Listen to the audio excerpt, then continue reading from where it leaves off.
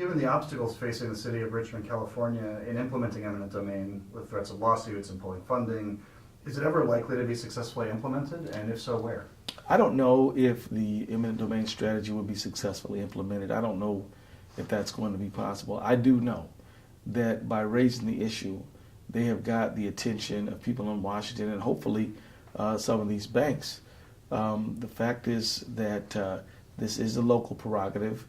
It is a local decision that people need to make on their own based on what's good for the residents of their city.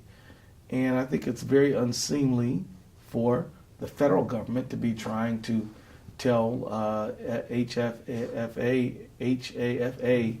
what they should or shouldn't be doing, much less HUD or any other housing authority.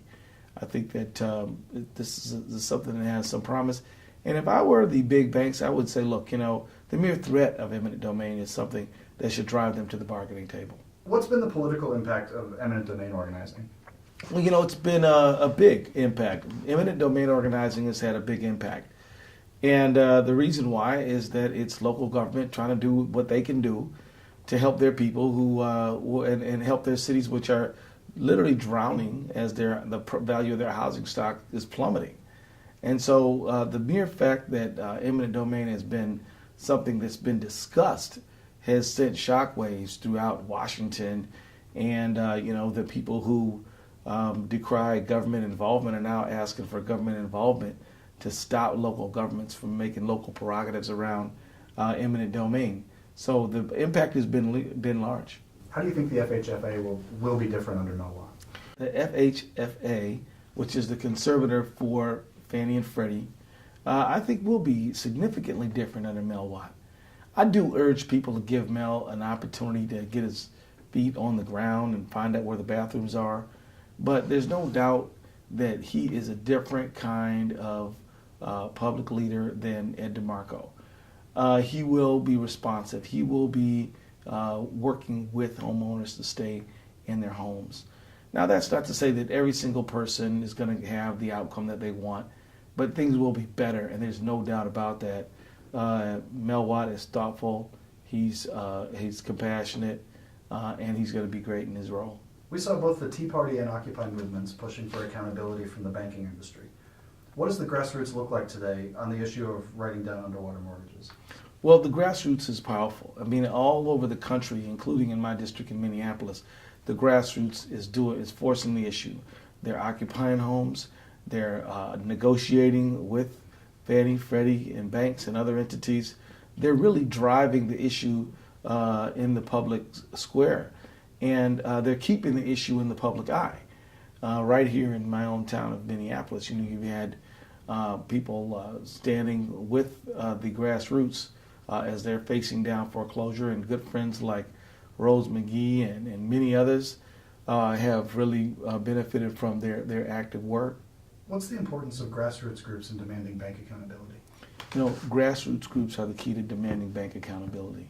It is the grassroots groups who are going to keep this issue in the public square. The grassroots groups are going to convince working and middle class people that change is possible. The grassroots groups are the ones that are going to make people understand that they have a better options. We don't have to be subject to the whims of these mega banks that have received TARP money, that have and now are still spreading out big bonuses to their executives.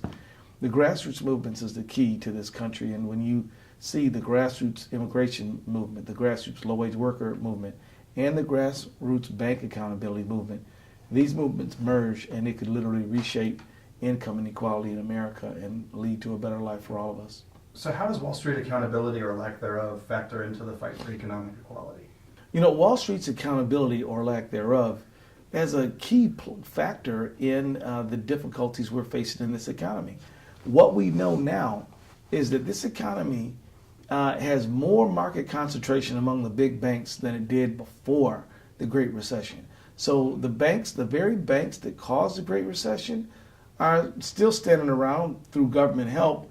Many other smaller banks have failed, and the CEOs and the big executives at those big banks are making even more money than ever before. This is at a time when there's this grassroots movement all over this country to try to raise the minimum wage. People getting by on $7.25. People getting by on $8.60.